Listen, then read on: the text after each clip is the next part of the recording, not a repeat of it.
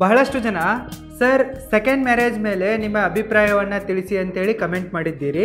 ಅದಕ್ಕಾಗಿ ಇವತ್ತಿನ ವಿಡಿಯೋದಲ್ಲಿ ನಾನು ಎರಡನೇ ಮ್ಯಾರೇಜ್ ಆಗೋದು ಒಳ್ಳೆಯದಾ ಕೆಟ್ಟದ್ದಾ ಅನ್ನೋದ್ರ ಬಗ್ಗೆ ಡಿಸ್ಕಸ್ ಮಾಡ್ತಾ ಇರುವೆ. ಸೊ ಎರಡನೇ ಮದುವೆ ಆಗೋದು ಬಿಡೋದು ಇದು ನಿಮ್ಮ ಪರ್ಸ್ನಲ್ ಚಾಯ್ಸ್ ಆಗಿದೆ. It's completely depends on you. ನಿಮಗೇನಾದರೂ ನನಗೆ ಎರಡನೇ ಮದುವೆ ಆಗಬೇಕು ಅನ್ನೋ ಗಟ್ ಫೀಲಿಂಗ್ಸ್ಗಳು ಬರ್ತಾ ಇವೆ, ಅವಶ್ಯಕತೆ ಇದೆ ಅಂತ ಅನ್ನಿಸ್ತಾ ಇದೆ ಅಂತಂದರೆ ಗೋ ಫಾರ್ ಇಟ್. ಎರಡನೇ ಮದುವೆ ಆಗಿ ಇದರಲ್ಲಿ ತಪ್ಪೇನಿಲ್ಲ. ಇದಕ್ಕೆ ನಮ್ಮ ಕಾನೂನು ಕೂಡ ಅನುಮತಿಯನ್ನು ಕೊಟ್ಟಿದೆ. ಹೆದರೋ ಅವಶ್ಯಕತೆಯೂ ಇಲ್ಲ.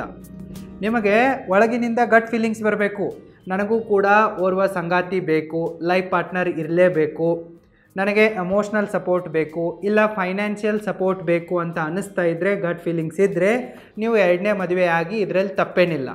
ಆದರೆ ಆಗೋದಕ್ಕಿಂತ ಮುಂಚೆ ನೀವು 6 ವಿಷಯಗಳ ಮೇಲೆ ಕ್ಲ್ಯಾರಿಟಿಯನ್ನು ತೆಗೆದುಕೊಂಡ ನಂತರವೇ ಎರಡನೇ ಮದುವೆ ಆಗಿ.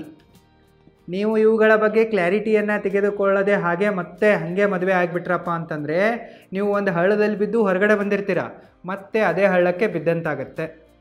ರಾತ್ರಿ ನೋಡಿದ ಬಾವಿಯಲ್ಲಿ ಹಗಲು ಬಿದ್ದಂಗಾಗತ್ತೆ. ಸೊ ಈ ತಪ್ಪನ್ನು ಮಾಡೋಕ್ಕೆ ಹೋಗ್ಬಿಡಿ. ಈ ವಿಷಯಗಳ ಮೇಲೆ ಕ್ಲ್ಯಾರಿಟಿ ಸಿಕ್ಕರೆ ಮಾತ್ರ ಎರಡನೇ ಮದುವೆಯಾಗಿ, ಇಲ್ಲ ಅಂತಂದರೆ ಆಗಕ್ಕೆ ಹೋಗ್ಬಿಡಿ. ಕ್ಲ್ಯಾರಿಟಿ ನಂಬರ್ 1, ನೀವು ನಿಮ್ಮ ಮೊದಲ ಮದುವೆಯಲ್ಲಿ ಏನೇನೆಲ್ಲ ತಪ್ಪುಗಳನ್ನು ಮಾಡಿದ್ದೀರಲ್ಲ ಅವುಗಳು ನಿಮಗೆ ಗೊತ್ತಾಗಬೇಕು. ಮತ್ತು ಅವುಗಳಿಂದ ನೀವು ಪಾಠ ಕಲ್ತಿರಬೇಕು. ಅವುಗಳನ್ನು ಎರಡನೇ ಮದುವೆಯಲ್ಲಿ ರಿಪೀಟ್ ಮಾಡಲ್ಲ ನಾನು ಅನ್ನೋ ಕಾನ್ಫಿಡೆನ್ಸ್ ಇದ್ದರೆ ಮಾತ್ರ ನೀವು ಎರಡನೇ ಮದುವೆ ಕೈ ಹಾಕಬೇಕು. ಮೊದಲ ಮದುವೆಯಲ್ಲಿ ತಪ್ಪು ನಿಮ್ಮಿಂದಾದರೂ ಆಗಿರಲಿ ಅಥವಾ ನಿಮ್ಮ ಪೇರೆಂಟ್ಸ್ಗಳಿಂದಾದರೂ ಆಗಿರಲಿ, ಅಂದರೆ ಹುಡುಗನನ್ನು ಹುಡುಕುವಾಗ ಹುಡುಗಿಯನ್ನು ಹುಡುಕುವಾಗ ಮಿಸ್ಟೇಕ್ಗಳು ಆಗೇ ಆಗಿರ್ತವೆ. ನೀವು ನಂಬಿ ಮೋಸ ಹೋಗಿರ್ತೀರ, ಇಲ್ಲವೇ ಸರಿಯಾದ ಎನ್ಕ್ವೈರಿಯನ್ನು ಮಾಡಿರಲ್ಲ, ಇಲ್ಲವೇ ಬ್ಯೂಟಿ ಪ್ರಾಪರ್ಟಿಯ ಲೆಕ್ಕಾಚಾರದಲ್ಲಿ ಮದುವೆ ಆಗಿರ್ತೀರ, ಬಿಸ್ನೆಸ್ ಮಾಡ್ಕೊಂಡಿರ್ತೀರ, ಗೌರ್ಮೆಂಟ್ ಜಾಬ್ ಇದೆ ಅದಿದೆ ಇದೆ ಅಂತಾಗಿರ್ತೀರ, ಇಲ್ಲವೇ ಹುಡುಗಿ ತುಂಬಾ ಬ್ಯೂಟಿಫುಲ್ ಆಗಿದ್ದಾಳೆ ಅಂತೇಳಿ ಆಗಿರ್ತೀರ. ಸೊ ನೀವು ಏನೋ ಒಂದು ಮಿಸ್ಟೇಕ್ ಮಾಡಿರ್ತೀರ, ಅದಕ್ಕಾಗಿ ನಿಮ್ಮ ಫಸ್ಟ್ ಮ್ಯಾರೇಜ್ ಫೇಲ್ ಆಗಿರುತ್ತೆ. ಸೊ ನಿಮ್ಮಿಂದ ಏನು ಮಿಸ್ಟೇಕ್ ಆಗಿವೆ ಅನ್ನೋದರ ಒಂದು ಲಿಸ್ಟ್ ಮಾಡಿ, ನಿಮ್ಮ ಫ್ಯಾಮಿಲಿ ಕಡೆಯಿಂದ ಏನೇನೆಲ್ಲ ತಪ್ಪುಗಳಾಗಿವೆ ಅನ್ನೋದನ್ನು ಒಂದು ಲಿಸ್ಟ್ ಮಾಡಿ. ಸೊ ಆ ಎಲ್ಲ ತಪ್ಪುಗಳಿಂದ ನಿಮಗೆ ಸರಿಯಾದ ಪಾಠಗಳು ಸಿಕ್ಕಿವೆನಾ ಇಲ್ವಾ, ಆ ತಪ್ಪುಗಳಿಂದ ನೀವು ಜೀವನ ಪಾಠ ಕಲ್ತಿದ್ರೆ ಮತ್ತು ಈ ತಪ್ಪುಗಳನ್ನು ನಾನು ಎರಡನೇ ಮದುವೆಯಲ್ಲಿ ಮಾಡಲ್ಲ ಅನ್ನೋ ಕಾನ್ಫಿಡೆನ್ಸ್ ಇದ್ದರೆ ಮಾತ್ರ ಎರಡನೇ ಮದುವೆ ಮಾಡ್ಕೊಳ್ಳಿ, ಇಲ್ಲಾಂದರೆ ಮಾಡ್ಕೊಳ್ಳೋಕೆ ಹೋಗಬೇಡಿ. ಕ್ಲ್ಯಾರಿಟಿ ನಂಬರ್ 2, ಎರಡನೇ ಮದುವೆ ಆಗೋಕ್ಕೆ ನೀವು ಯಾವಾಗ ಮತ್ತೆ ಹುಡುಗ ಹುಡುಗಿ ಹುಡುಕ್ತಾ ಇರ್ತೀರಲ್ಲ, ಸೊ ಅವರಿಗೆ ಸ್ಟೇಟ್ ಫಾರ್ವರ್ಡಾಗಿ ಕೇಳಿ ನಿಮ್ಮ ಡಿವೋರ್ಸ್ ಯಾಕಾಗಿತ್ತು ಅಂತ ಹೇಳಿ. ಸೊ ಅವಾಗ ಏನಾದರೂ ಒಂದು ಕಾರಣ ಕೊಡ್ತಾರೆ. ಅವರ ಹಳೆ ಲೈಫ್ ಪಾರ್ಟ್ನರ್ ಇರ್ತಾರಲ್ಲ, ಅವರು ತೀರಿ ಹೋಗಿರ್ಬೋದು, ಆ್ಯಕ್ಸಿಡೆಂಟಲ್ಲಿ ಸತ್ತಿರ್ಬೋದು, ಸುಸೈಡ್ ಮಾಡ್ಕೊಂಡು ಸತ್ತಿರ್ಬೋದು, ಇಲ್ಲ ನೆಟ್ಗೆ ಇದ್ದೀನಿ ಅಂತಂದರೂ ಕೂಡ ಡಿವೋರ್ಸ್ ಕೊಟ್ಟಿರ್ಬೋದು, ಜಗಳ ಮಾಡಿಕೊಂಡು ಡಿವೋರ್ಸ್ ಆಗಿರ್ಬೋದು. ಸೊ ನಿಮ್ಮದು ಯಾಕೆ ಡಿವೋರ್ಸ್ ಆಗಿದೆ, ನಿಮ್ಮದು ಯಾಕೆ ಫಸ್ಟ್ ಮ್ಯಾರೇಜ್ ಫೇಲ್ ಆಗಿದೆ ಅನ್ನೋದರ ಕ್ಲ್ಯಾರಿಟಿ ನಿಮ್ಮ ಹತ್ರ ಇದ್ದೇ ಇರುತ್ತೆ. ಸೊ ಆ ಕ್ಲ್ಯಾರಿಟಿ ನಿಮ್ಮನ್ನು ಮದುವೆ ಆಗೋರಲ್ಲೂ ಕೂಡ ಇರಬೇಕು. ಅಂದಾಗಲೇ ನಿಮ್ಮ ಸೆಕೆಂಡ್ ಮ್ಯಾರೇಜ್ ಸಕ್ಸಸ್ಫುಲ್ ಆಗುತ್ತೆ, ಇಲ್ಲ ಅಂತಂದರೆ ಮತ್ತೆ ಫ್ಲಾಪ್ ಆಗುತ್ತೆ. ಮದುವೆ ಅನ್ನೋದು ಬರೀ ಒಂದು ಕೈಯ ಕೆಲಸ ಅಲ್ಲ, 2 ಕೈಗಳು ಬೇಕು. 2 ಕಡೆಯಿಂದಲೂ ಕೂಡ ಎಮೋಷ್ನಲ್ ಸಪೋರ್ಟ್ ಬೇಕು, ಈಕ್ವಲ್ ಎಫರ್ಟ್ಸ್ ಬೇಕು, ಈಕ್ವಲ್ ರೆಸ್ಪಾನ್ಸಿಬಿಲಿಟಿಯನ್ನು ಹೊರೋದು ತಾಕತ್ತು ಬೇಕು.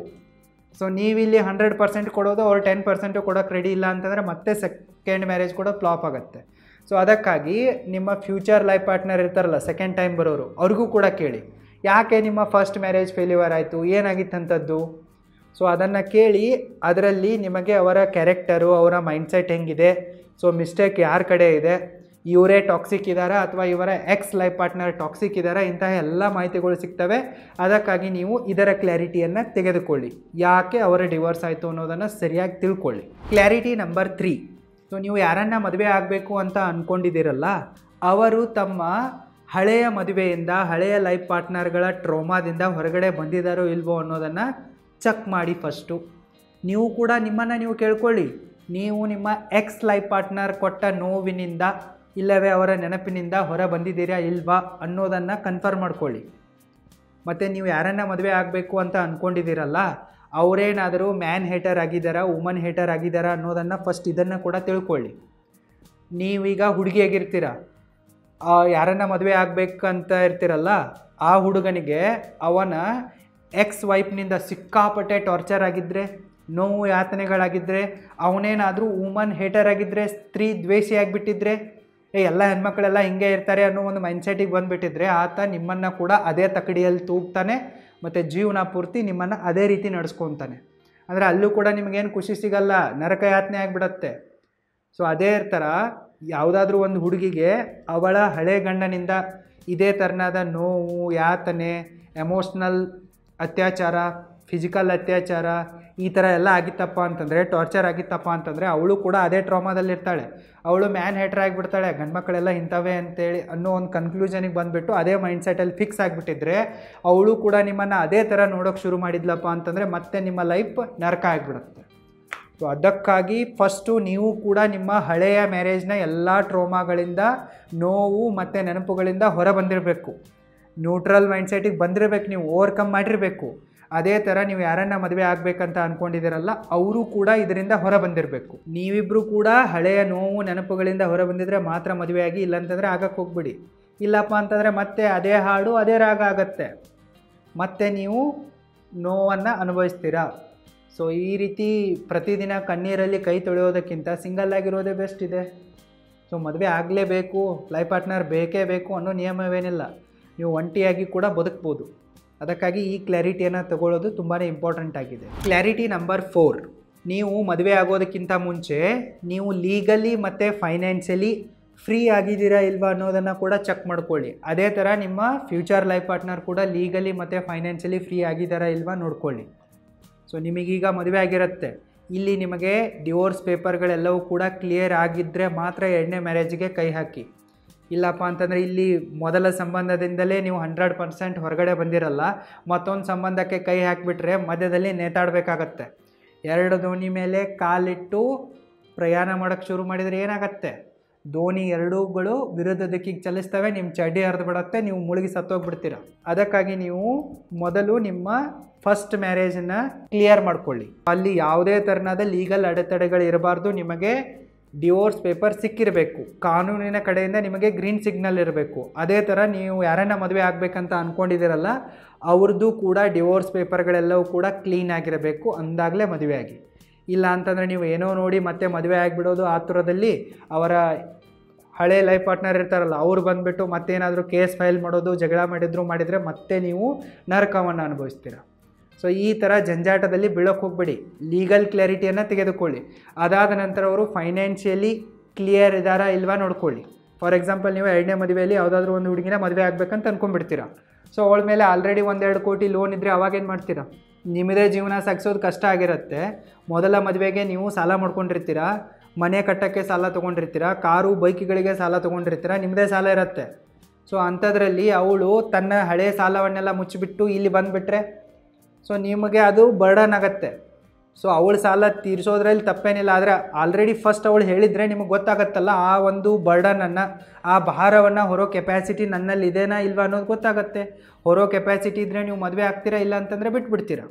ಸೊ ಅದಕ್ಕಾಗಿ ಅವ್ರ ಮೇಲೆ ಏನಾದರೂ ಲಯಾಬಿಲಿಟಿಗಳು ಇವೇನಾ ಇಲ್ವಾ ಚೆಕ್ ಮಾಡ್ಕೊಳ್ಳಿ. ಲೋನ್ ಇರಬಹುದು ಅಥವಾ ಬೇರೆ ಯಾವುದಾದ್ರೂ ಜವಾಬ್ದಾರಿಗಳಿರ್ಬೋದು.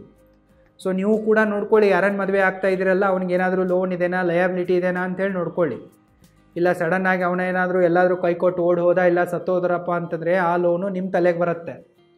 ಸೊ ಅದಕ್ಕಾಗಿ ನೀವು ಲೀಗಲಿ ಫೈನಾನ್ಷಿಯಲಿ ನೀವು ಕ್ಲಿಯರ್ ಆಗಿರಬೇಕು, ಮತ್ತು ಯಾರನ್ನು ಮದುವೆ ಆಗಬೇಕಂತ ಇದ್ದೀರಲ್ಲ ಅವರು ಕ್ಲಿಯರ್ ಇರಬೇಕು. ಕ್ಲಾರಿಟಿ ನಂಬರ್ 5, ನಿಮಗೆ ಸಪೋಸ್ ನಿಮ್ಮ ಮಕ್ಕಳ ಕಸ್ಟಡಿ ಇದ್ದರೆ, ಅವರ ಜವಾಬ್ದಾರಿ ಇದ್ದರೆ ಅದನ್ನು ಹೇಗೆ ನಿಭಾಯಿಸ್ತೀರಾ ಅನ್ನೋದರ ಕ್ಲಾರಿಟಿ ಕೂಡ ನಿಮ್ಮಲ್ಲಿರಬೇಕು. ಇನ್ನು ನೀವು ಯಾರನ್ನ ಮದುವೆ ಆಗಬೇಕು ಅಂತ ಅಂದ್ಕೊಂಡಿದ್ದೀರಲ್ಲ ಅವ್ರಿಗೂ ಕೂಡ ಮಕ್ಕಳಿದ್ದರೆ ಅದರ ಜವಾಬ್ದಾರಿ ಯಾರದ್ದು ಅನ್ನೋ ಕ್ಲಾರಿಟಿ ಅವರಲ್ಲಿ ಕೂಡ ಇರಬೇಕು. ನಿಮಗೂ ಕೂಡ ಮಕ್ಕಳಾಗಿಲ್ಲ, ಇನ್ನು ಯಾರನ್ನ ಮದುವೆ ಆಗಬೇಕಂತ ಅಂದ್ಕೊಂಡಿದ್ದೀರ ಅವ್ರಿಗೂ ಕೂಡ ಮಕ್ಕಳಿಲ್ಲ ಅಂತಂದರೆ ನಿಮಗೇನು ಟೆನ್ಷನ್ನೇ ಇರಲ್ಲ, ನೀವು ಬಂದಾಸ್ ಮದುವೆ ಆಗಿಬಿಡ್ಬೋದು. ಆದರೆ ನಿಮಗೂ ಕೂಡ 1-2 ಮಕ್ಕಳಿವೆ, ಅವ್ರಿಗೂ ಕೂಡ 1-2 ಮಕ್ಕಳಿವೆ ಅಂತಂದರೆ ಇದರ ಜವಾಬ್ದಾರಿ ಯಾರ ಕಡೆಗಿದೆ, ಕಸ್ಟಡಿ ಯಾರ ಕಡೆಗಿದೆ, ಇವರ ಖರ್ಚನ್ನು ಯಾರು ನೋಡ್ಕೊತಾರೆ, ಈ ಕ್ಲಾರಿಟಿ ನಿಮ್ಮಲ್ಲಿರಬೇಕು. ಸೊ ಯಾವಾಗ ಅದಕ್ಕೆ ಕ್ಲಾರಿಟಿ ಸಿಗುತ್ತೋ ಆವಾಗ ಮದುವೆ ಆಗಿ. ಇಲ್ಲಪ್ಪ ನೀವಿಬ್ಬರೂ ಕೂಡ ಬ್ರಾಡ್ ಮೈಂಡೆಡ್ ಆಗಿದ್ದೀರಾ, ನನ್ನ ಮಕ್ಕಳು ನಿಮ್ಮ ಮಕ್ಕಳಿದ್ದಂಗೆ, ನಿಮ್ಮ ಮಕ್ಕಳು ನಮ್ಮ ಮಕ್ಕಳಿದ್ದಂಗೆ, ಟೋಟಲ್ ಇವರೆಲ್ಲರೂ ಕೂಡ ನಮ್ಮಿಬ್ಬರ ಮಕ್ಕಳು ಅಂದ್ಬಿಟ್ಟು ನೀವು ಎಲ್ಲ ಖರ್ಚು ವೆಚ್ಚಗಳನ್ನು ಜವಾಬ್ದಾರಿಗಳನ್ನು ನಿಭಾಯಿಸೋಕ್ಕೆ ರೆಡಿ ಇದ್ದರೆ ಇದರಲ್ಲಿ ತಪ್ಪೇನಿಲ್ಲ. ಆದರೆ ಇದು ಮುಂದೆ ನಿಮಗೆ ಮತ್ತೆ ಕಾನ್ಫ್ಲಿಕ್ಟ್ ಕ್ರಿಯೇಟ್ ಆಗಬಾರ್ದು, ಇಲ್ಲಿ ಮತ್ತೆ ನಿಮಗೆ ಜಗಳ ಕ್ರಿಯೇಟ್ ಆಗಬಾರ್ದು ಇದೇ ವಿಷಯಕ್ಕಾಗಿ. ಅದಕ್ಕಾಗಿ ನೀವು ಈ ಕ್ಲಾರಿಟಿಯನ್ನು ತಗೋಬೇಕು. ಮತ್ತು ಅವರ ಮಕ್ಕಳು ನಿಮ್ಮ ಮನೆಯಲ್ಲಿದ್ದಾಗ ಅವರ ಎಕ್ಸ್ ವೈಫು ಹಸ್ಬೆಂಡ್ ಬಂದುಬಿಟ್ಟು ಈ ಮಕ್ಕಳ ವಿಚಾರವಾಗಿ ಜಗಳ ಶುರು ಆಗಬಾರ್ದು. ಮತ್ತು ಅಂದರೆ ನಿಮ್ಮಿಬ್ಬರ ಲೈಫಲ್ಲಿ ಈ ಮಕ್ಕಳಿಂದ ಪ್ರಾಬ್ಲಮ್ ಕ್ರಿಯೇಟ್ ಆಗಬಾರ್ದು. ಈ ಮಕ್ಕಳಿಗೋಸ್ಕರ ನಿಮ್ಮ ಲೈಫ್ ಪಾರ್ಟ್ನರ್ ಬರೋದು, ಇಲ್ಲವೇ ಅವರ ಹಳೆ ಲೈಫ್ ಪಾರ್ಟ್ನರ್ ಬರೋದು, ಜಗಳ ಆಗೋದು, ಈ ರೀತಿಯಾದ ಯಾವುದೇ ಡ್ರಾಮಾ ಕ್ರಿಯೇಟ್ ಆಗಬಾರ್ದು. ಕ್ಲಾರಿಟಿ ನಂಬರ್ 6, ನೀವು ಎಮೋಷ್ನಲಿ ಡೆಡ್ ಆಗಿರುವ ವ್ಯಕ್ತಿಗಳ ಜೊತೆಗೆ ಮದುವೆ ಆಗಬಾರ್ದು. ಅವರಲ್ಲಿ ಭಾವನೆಗಳೇ ಸತ್ತೋಗಿರ್ತವೆ. ಅವರ ಹಳೆಯ ಲೈಫ್ ಪಾರ್ಟ್ನರ್ನಿಂದ ಅವರಿಗೆ ಸಿಕ್ಕಾಪಟ್ಟೆ ನೋವು, ಯಾತನೆ, ಅವಮಾನ ಎಲ್ಲವೂ ಕೂಡ ಸಿಕ್ಕಿರುತ್ತೆ. ಸೊ ಅವರು ಮೆಂಟಲಿ ಡ್ರೈನ್ ಆಗಿ ಹೋಗಿಬಿಟ್ಟಿರ್ತಾರೆ. ಸೊ ಅವರಲ್ಲಿ ಭಾವನೆಗಳೇ ಸತ್ತೋಗ್ಬಿಟ್ಟಿರ್ತವೆ. ಅವ್ರು ಮ್ಯಾನ್ ಹೇಟರ್ ಆದರೂ ಆಗಿರ್ತಾರೆ, ಇಲ್ಲವೇ ವುಮನ್ ಹೇಟರ್ ಆದರೂ ಆಗಿರ್ತಾರೆ, ಇಲ್ಲವೇ ಪೇರೆಂಟ್ಸ್ ಹೇಟರ್ ಆಗಿರ್ತಾರೆ, ಇಲ್ಲವೇ ಅತ್ತೆ ಮಾವ ಇವರ ಹೇಟರ್ ಆಗಿಬಿಟ್ಟಿರ್ತಾರೆ. ಒಟ್ಟಿನಲ್ಲಿ ಈ ವಿಚಾರಗಳಲ್ಲಿ ಅವರಿಗೆ ಒಳ್ಳೆಯ ಒಪಿನಿಯನ್ ಇರಲ್ಲ. ಅವರಲ್ಲಿ ಭಾವನೆಗಳೇ ಸತ್ತೋಗ್ಬಿಟ್ಟಿರ್ತವೆ. ಸೊ ಇವನು ನನ್ನ ಗಂಡ, ಇವಳು ನನ್ನ ಹೆಂಡತಿ, ಇವ್ರು ನನ್ನ ಮಕ್ಕಳು, ಇವ್ರ ತಂದೆ ತಾಯಿಗಳು, ಇವ್ರ ರಿಲೇಟಿವ್ಸು ಎಲ್ಲದರ ಮೇಲಿಂದ ಕೂಡ ಅವರು ಮನಸ್ಸು ಹೋಗಿಬಿಟ್ಟಿರುತ್ತೆ. ಅವರೆಲ್ಲವನ್ನ ಕೂಡ ಇಗ್ನೋರ್ ಮಾಡೋಕ್ಕೆ ಸ್ಟಾರ್ಟ್ ಮಾಡಿಬಿಟ್ಟಿರ್ತಾರೆ. ಕೇರ್ಲೆಸ್ ಆಗಿಬಿಟ್ಟಿರ್ತಾರೆ. ಅವರು ನನಗೆ ಯಾರ ಅವಶ್ಯಕತೆಯೂ ಇಲ್ಲ, ಎಮೋಷ್ನಲಿ ಡೆಡ್ ಆಗಿಬಿಟ್ಟಿರ್ತಾರೆ. ಅವರು ಯಾರ ಮೇಲೂ ಕೂಡ ಅವರಿಗೆ ಫೀಲಿಂಗ್ಸೇ ಇರಲ್ಲ. ಇದಕ್ಕೆ ಬೆಸ್ಟ್ ಎಕ್ಸಾಂಪಲ್ ಅಪ್ಪ ಅಂತಂದರೆ ಯಾರು ಡೌರಿ ಬೆಗರ್ಗಳಿರ್ತಾರಲ್ಲ, ವರದಕ್ಷಿಣೆ ಕೊಡು ಕೊಡು ಅಂತೇಳಿ ಕಾಟ ಕೊಟ್ಬಿಟ್ಟು ಮೊದಲ ಹೆಂಡತಿಯನ್ನು ಸಾಯಿಸಿರ್ತಾರೆ, ಇಲ್ಲವೇ ಓಡಿಸಿರ್ತಾರಲ್ಲ, ಅಂಥವರು ಕೂಡ ಎಮೋಷ್ನಲ್ ಡೆಡ್ಗಳ ಲಿಸ್ಟಿಗೆ ಬರ್ತಾರೆ. ಇನ್ನು ಯಾವ ಹೆಂಡತಿ ತನ್ನ ಗಂಡನಿಗೆ ದುಡ್ಡಿಗೋಸ್ಕರ ಅಥವಾ ಅವನಲ್ಲಿ ಏನೂ ಇಲ್ಲ, ಜಾಬ್ ಲಾಸ್ ಆಗಿದೆ, ಬಿಸ್ನೆಸ್ ಲಾಸ್ ಆಗಿದೆ, ಇಲ್ಲ ಅವ್ನಿಗೇನೋ ರೋಗ ಬಂದಿದೆ ಅಂತೇಳಿ ಬಿಟ್ಟು ಬಂದಿರ್ತಾಳಲ್ಲ ದುಡ್ಡನ್ನು ಬಾಚ್ಕೊಂಡ್ಬಿಟ್ಟು, ಅಂತಹ ಗೋಲ್ಡ್ ಡಿಗ್ಗರ್ಗಳು ಕೂಡ ಈ ಎಮೋಷ್ನಲಿ ಡೆಡ್ ವ್ಯಕ್ತಿಗಳ ಲಿಸ್ಟಿಗೆ ಸೇರ್ತಾರೆ. ಸೊ ಇಂಥವರನ್ನು ನೀವು ಮತ್ತೆ ಮರು ಮದುವೆ ಆಗಬಾರ್ದು. ಆದ್ರಿಯಪ್ಪ ಅಂತಂದರೆ ನೀವು ಸತ್ರಿ ಅಂದಂಗೆ. ಈಗ ಅವಳು ತನ್ನ ಮೊದಲ ಗಂಡನನ್ನೇ ದೋಚ್ಕೊಂಡು ಬಂದಿದ್ದಾಳೆ ಅಂತಂದರೆ ನಿಮ್ಮನ್ನು ಯಾವಾಗ ದೋಚ್ತಾಳೆ ಅಂತೇಳಿ ಹೇಳಕ್ಕೆ ಬರಲ್ಲ. ಅವಳಲ್ಲಿ 10 ಲಕ್ಷ 20 ಲಕ್ಷ 1 ಕೋಟಿ 2 ಕೋಟಿ ದುಡ್ಡನ್ನು ದೋಚ್ಕೊಂಡು ಬಂದಿದ್ದಾಳೆ ಅಂತಂದರೆ ಅವಳಿಗೆ ಸಿಸ್ಟಮ್ಯಾಟಿಕ್ ಆಗಿರುವ ಒಂದು ಫಾರ್ಮುಲಾ ಗೊತ್ತಾಗ್ಬಿಟ್ಟಿರುತ್ತೆ. ಲಾಯರ್ಗಳ ಜೊತೆಗೆ ಫ್ರೆಂಡ್ಶಿಪ್ ಆಗಿರುತ್ತೆ. ಅವ್ರ ಮನೆಯವರು ಕೂಡ ಇದರಲ್ಲಿ ಎಕ್ಸ್ಪರ್ಟ್ ಆಗಿರ್ತಾಳೆ. ಅವಳು ಕೂಡ ಒಂದು ಪ್ರೊಸೆಸ್ಸಲ್ಲಿ ಹೋಗಿ ಬಂದಿದ್ದಾಳೆ ಅಂತಂದರೆ ಅವಳು ಕಾನ್ಫಿಡೆಂಟ್ ಆಗಿರ್ತಾಳೆ. ಅವಳಿಗೆ ಗೊತ್ತಿದೆ ಗಂಡನನ್ನು ಹೇಗೆ ಆಟ ಆಡಿಸೋದು, ಅವಳ ಸೇಫ್ಟಿಗಾಗಿ ಏನೇನು ಕಾಯ್ದೆ ಕಾನೂನುಗಳಿವೆ ಅನ್ನೋದು ಕೂಡ ಅವಳು ತಿಳ್ಕೊಂಬಿಟ್ಟಿರ್ತಾಳೆ ಇಷ್ಟರಲ್ಲಿ. ಸೊ ಇಷ್ಟೆಲ್ಲ ಅವಳಿಗೆ ಗೊತ್ತಾಗಿದೆಯಪ್ಪ ಅಂತಂದರೆ ಅವಳು ಎನಿ ಟೈಮ್ ನಿಮ್ಮನ್ನು ಆಟ ಆಡಿಸ್ಬೋದು. ಅದಕ್ಕಾಗಿ ಈ ರೀತಿ ಎಮೋಷ್ನಲಿ ಡೆಡ್ ಆಗಿರುವ ಹೆಣ್ಮಗಳನ್ನು ನೀವು ಮದುವೆ ಆಗಕ್ಕೆ ಹೋಗಬಾರ್ದು.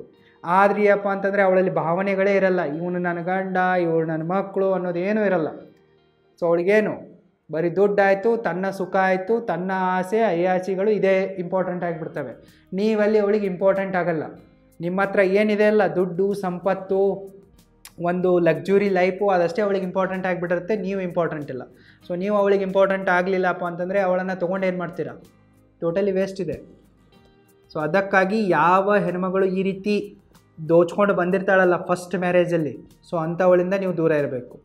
ಸೊ ಅವಳೇನಾದರೂ ತನ್ನ ಗಂಡನ ಜಾಬ್ ಲಾಸ್ ಆಯಿತು, ಬಿಸ್ನೆಸ್ ಲಾಸ್ ಆಯಿತು, ಇಲ್ಲ ಅವ್ನಿಗೇನಾದರೂ ಒಂದು ಸ್ವಲ್ಪ ಸಣ್ಣ ಹೆಲ್ತ್ ಇಶ್ಯೂಸ್ ಆಯಿತು ಅಂಥೇಳಿ ಇಷ್ಟಕ್ಕೇ ಡೈವೋರ್ಸ್ ಕೊಟ್ಟು ಬಂದಿದ್ದರೆ ಅವಳನ್ನು ಮದುವೆ ಆಗೋಕ್ಕೆ ಹೋಗ್ಬೇಡಿ. ಯಾಕಂದರೆ ನೀವೇನು ದೇವರಲ್ಲ, ಕುಬೇರರಲ್ಲ. ನೀವು ಕೂಡ ನಿಮ್ಮದು ಜಾಬ್ ಲಾಸ್ ಆಗ್ಬೋದು, ನಿಮ್ಮದು ಬಿಸ್ನೆಸ್ ಲಾಸಿಗೆ ಹೋಗ್ಬೋದು, ಅಥವಾ ನಿಮಗೂ ಸಣ್ಣ ಪುಟ್ಟ ಹೆಲ್ತ್ ಇಶ್ಯೂಸ್ ಬರ್ಬೋದು. ಸೊ ಅವಳು ಆಗಲೇ ಫಸ್ಟ್ ಮ್ಯಾರೇಜಲ್ಲಿ ಇದನ್ನು ಮಾಡಿ ಬಂದಿದ್ದಾಳೆ ಅಂತಂದರೆ ನಿಮ್ಮಲ್ಲಿ ಕೂಡ ಅದನ್ನೇ ಮಾಡ್ತಾಳೆ ಅಂದಂಗೆ ನಿಮ್ಮನ್ನು ಕೂಡ ಮತ್ತೆ ಡೈವೋರ್ಸ್ ಕೊಟ್ಟು ದೋಚ್ಕೊಂಡು ಹೋಗ್ತಾಳೆ. ಇದ್ರೂ ಕೂಡ ಟಾರ್ಚರ್ ಮಾಡಿ ಸಾಯಿಸ್ತಾಳೆ.